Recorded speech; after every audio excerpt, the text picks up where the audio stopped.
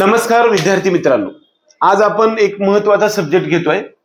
Career making गार्डनच्या माध्यमातून आपण प्रत्येक टप्प्यावरती तुम्हाला मार्गदर्शनाची सिरीज 12वी सायन्स झाल्यानंतर मेडिकल असेल किंवा इंजिनिअरिंग असेल किंबहुना फार्मसी, नर्सिंग या सर्व करिअरच्या क्षेत्रामध्ये ऍडमिशन घेण्यासाठी संधी उपलब्ध करून देणारा हा महाराष्ट्रातील आघाडीचा चॅनल जर तुम्ही आजपर्यंत पाहत असून सुद्धा जर तुम्ही सबस्क्राईब केला नसेल तर तुम्ही त्वरित सबस्क्राईब करा. त्याचबरोबर आपल्या बेल आयकॉन दाबून ठेवा की जे प्रत्येक टप्प्यावरती तुम्हाला इन्फॉर्मेशन येणार आहे. आजचा जो विषय आहे तो म्हणजे महाराष्ट्र राज्यामध्ये एक डीम्ड युनिव्हर्सिटी, ज्याला आपण अधिमत युनिव्हर्सिटी म्हणतो, विद्यापीठ म्हणतो, हे भारतीय विद्यापीठ पुणे आणि सांगली या ठिकाणी MBBS याच्या व्यतिरिक्त सुद्धा फिजिओथेरपी, BA-SLP, BOTH, BPTH, त्याचबरोबर बीटेक असेल इंजिनिअरिंगमध्ये, BBA, BSc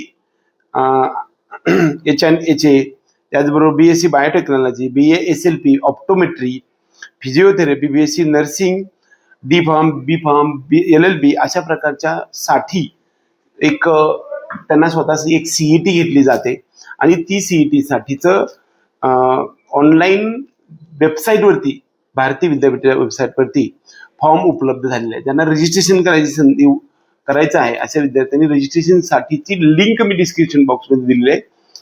त्याच्यासाठी लास्ट डेट जी आहे ती काही ठराविक गोष्टीसाठी 5 जून 2026 पर्यंत आहे आणि 20 जून 2026 पर्यंत आपल्याला BSc नर्सिंग आणि पोस्ट बेसिक BSc नर्सिंग साठी संधी उपलब्ध आहे. त्याच्यासाठी आपल्याला एक्झामची डेट सुद्धा त्यापुढे दिली आहे, त्याचा रिझल्ट पण दिलाय आणि काउन्सिलिंगच्या डेट्स, त्याचबरोबर कॉलेज स्टार्ट होण्याची डेट सुद्धा आपण डिटेल्समध्ये आपल्या शेजारच्या जो काही पोस्ट दिलेला आहे त्याच्यावरती दिलेलं आहे, त्यावरती तुम्ही स्क्रीनशॉट घेऊन पाहू शकता.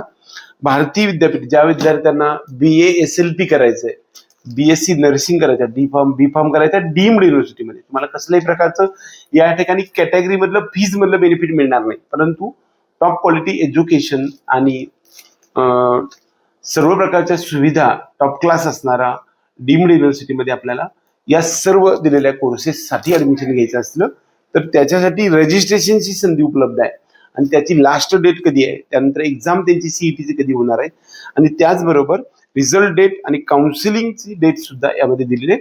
त्याचबरोबर कॉलेजसाठी लागणारे जे कॉलेज कधी सुरू होणार आहे त्याच्या संदर्भातला सुद्धा डिटेल लेखाजोखा मी मांडलेला आहे. हा व्हिडिओमधील तुम्ही स्क्रीनशॉट घेऊन तुम्ही त्यानुसार जाऊ शकता. त्याची लिंक मी डिस्क्रिप्शन मध्ये पोस्ट केली आहे. ज्या ज्या विद्यार्थ्यांना यामध्ये करिअर करण्याची इच्छा आहे अशा विद्यार्थ्यांनी ते फॉर्म भरून रजिस्ट्रेशन करू शकता. हा व्हिडिओ आवडला तर व्हिडिओ लाईक करा, त्याचबरोबर आपल्या चॅनलला सबस्क्राईब जरूर करा. एवढंच या निमित्ताने. जय हिंद, जय महाराष्ट्र.